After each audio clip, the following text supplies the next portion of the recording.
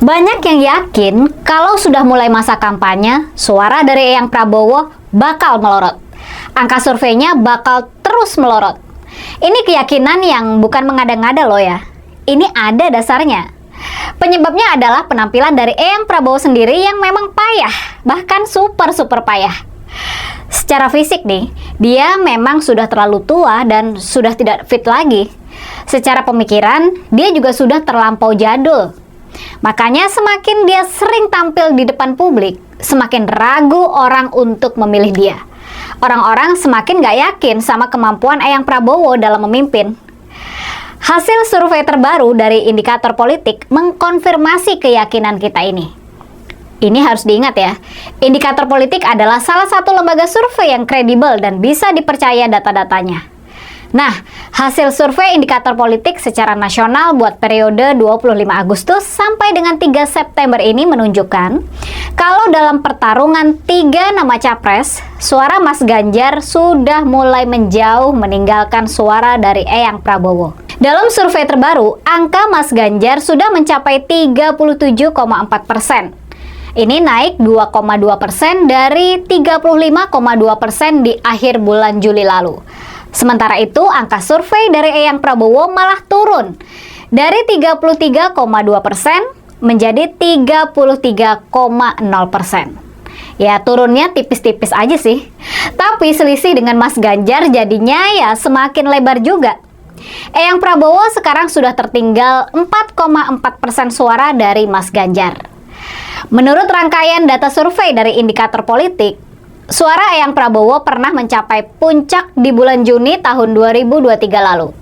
Angkanya mencapai 36,8%. Waktu itu Eyang Prabowo sempat unggul dari Mas Ganjar, walau hanya sedikit saja.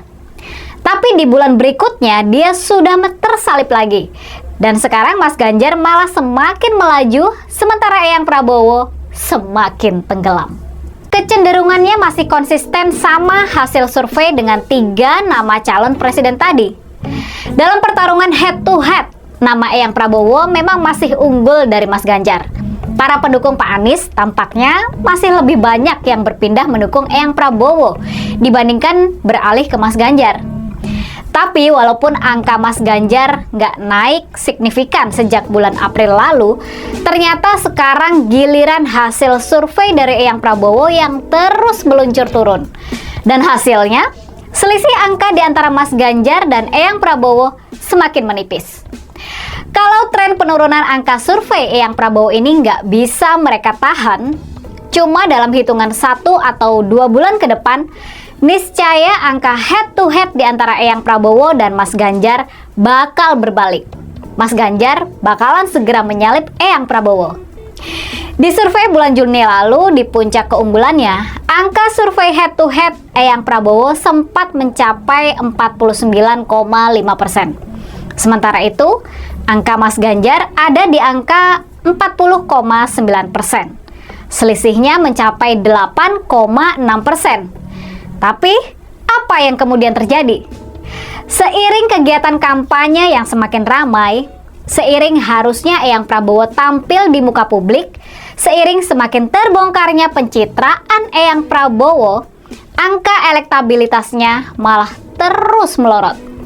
Oke, baik teman-teman, kembali lagi di channel MD 2045. Salam inspirasi, salam NKRI harga mati. Nah teman-teman, tentunya kita sudah mendengarkan sedikit edukasi dari saudara kita Rini Bedoyo mengenai Prabowo Subianto. Nah teman-teman, di sini kita akan melihat janji Ganjar dan Mahfud ketika menang di kontestasi Pilpres di tahun 2024. Pilpres di tahun 2024, catat janji Ganjar Mahfud sepakat kampanye izin mendirikan rumah ibadah hingga gunakan aspal beton. Cawapres dan Cawapres nomor urut 3, Ganjar Pranowo dan Mahfud MD, mulai menyosialisasikan visi misinya dan program kerja kepada masyarakat jika mereka terpilih dalam pemilihan presiden pada Pilpres di tahun 2024. Ganjar Mahfud MD diketahui telah melakukan sosialisasi visi misi sejak KPU menetapkan jadwal kampanye pada Selasa 28 November 2023. Dalam kampanyenya, Ganjar Mahfud menegaskan komitmennya dalam berbagai aspek, mulai dari keagamaan, infrastruktur, pertanian, hingga pendidikan. Mereka juga menjanjikan sejumlah program yang akan direalisasikan jika berhasil memenangkan Pilpres di tahun 2024. Apa saja janji kampanye Ganjar Mahfud? 1. Salah satunya pembangunan desa. Saat melakukan kampanye pertamanya di distrik Semangka, Wainingam, Nanggo, Kabupaten Merauke, Papua, Ganjar menegaskan komitmennya untuk membangun dari desa. Ganjar mengungkap sebagai anak desa, ia memiliki pemahaman mendalami terkait kehidupan di desa dan menjaga untuk membangun Indonesia dengan lebih baik yang dimulai dari desa. Kita akan melakukan gerakan cepat untuk Indonesia dengan lebih baik, dimulai dengan pembangunan dari desa. Kalau Indonesia mau lebih baik menjadi baik, desa-desanya harus menjadi lebih baik terlebih dahulu, ucap Ganjar dalam keterangan tertulis Selasa 28 November 2023. Ganjar menjelaskan program unggul satu desa, satu fasilitas kesehatan, dan salah satunya tenaga kesehatan. Program ini bertujuan untuk menyehatkan warga desa dan sebagai komitmen untuk pembangunan yang merata. Program satu desa, satu vaskes, satu naskes itu khususnya di daerah 3T, tertinggal, terdepan, dan terluar, seperti di Merauke. Itu yang diucapkan oleh Ganjar Pranowo. Yang kedua, program kesejahteraan guru ngaji. Sementara itu, Cawapres Ganjar Mahfud MD berkomitmen untuk kesejahteraan guru dan tenaga pendidikan di bidang keagamaan. Mahfud MD menyampaikan hal ini saat berorasi di kota Sabang, Aceh Tenggara ataupun Aceh Kota. Mahfud menawarkan program gaji guru ngaji sebagai salah satu solusi meningkatkan kesejahteraan guru ngaji dan tenaga pendidikan keagamaan lainnya. Program unggul gaji guru ngaji ini dibuat sebagai bentuk apresiasi terhadap peran besar guru ngaji dalam membentuk kekarakteran dan keakhlakan anak-anak. Pasangan Capres dan Cawapres nomor urut 3 ini memiliki program unggul, yakni gaji guru ngaji sebagai negara dengan populasi muslim terbesar di dunia, mencapai 240 juta orang. Indonesia memiliki sekitar 1 juta guru ngaji di Banda Aceh saja. Ibu kota provinsi Aceh ada 1.500 guru ngaji, kata Mahfud dalam keterangan tertulis Selasa 28 November 2023. Yang ketiga, solusi izin dirikan rumah ibadah. Ganjar Pranowo berjanji akan membantu mencarikan solusi mengenai izin mendirikan rumah ibadah. Kata Ganjar, seluruh umat beragama harus dijamin dari sisi keamanan dan dalam beribadah. Pasalnya, hal tersebut adalah bagian dari pelaksanaan ideologi Indonesia, yaitu Pancasila. Yang pertama tentang kebebasan beribadah. Mendirikan rumah ibadah tentu ini penting untuk menjadi catatan kita. Kita carikan solusi, kata Ganjar dalam musyawarah besar Persekutuan Gereja-Gereja Pentakosta di Indonesia. Musyawarah ini berlangsung di GBI Mawar Saron, Kelapa Gading, Jakarta Utara, Kamis 30 November 2023. 4. Penggunaan aspal beton. Selain izin rumah ibadah, Ganjar menyatakan siap mensosialisasikan penggunaan aspal beton di seluruh jalan Indonesia. Hal tersebut disampaikan Ganjar dalam agenda tatap muka Capres dan Ganjar dengan tokoh-tokoh masyarakat, tokoh agama dan tokoh adat Sultra di Kendiri pada Minggu 3 Desember 2023.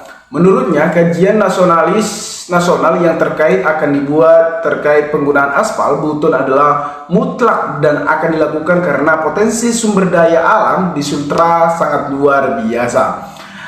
Saya siap membuat kebijakan secara nasional agar seluruh jalan di Indonesia menggunakan aspal beton ataupun beton, tegas Ganjar menjawab pertanyaan dari salah satu tokoh masyarakat beton, Agus Sana. 5. Distribusi pupuk. Dalam rangkaian kampanye di Bumi Anoa, Kota Kendiri, Ganjar Pranowo berdialog dengan sejumlah petani di Sulawesi Tenggara. Pada Minggu 3 Desember 2023, pada acara tersebut, Salah satu petani mengeluh harga pupuk yang mahal dan distribusi yang belum merata. Menanggapi hal itu, Ganjar berjanji akan memperbaiki regulasi distribusi pupuk agar seluruh petani mendapatkan pupuk yang dibutuhkan. Kalau selama ini distribusi pupuk belum merata ke petani, maka akan kita perbaiki, dan yang sudah bagus kita pertahankan, ucap Ganjar Pranowo. Yang keenam, aksesibilitas kelompok disabilitas tak hanya soal pembangunan dan kesejahteraan masyarakat umum. Pasangan nomor urut 3 ini juga berjanji terkait aksesibilitas kelompok disabilitas. Hal tersebut disampaikan Ganjar saat perayaan Hari Disabilitas Internasional 2023 di Grand Futsal Mataram, Nusantara Tenggara Barat atau NTB pada Abad pagi 3 Desember. Ganjar mengungkap menerima beberapa masukan terkait kesetaraan hak aksesibilitas kaum disabilitas khususnya di ruang-ruang publik.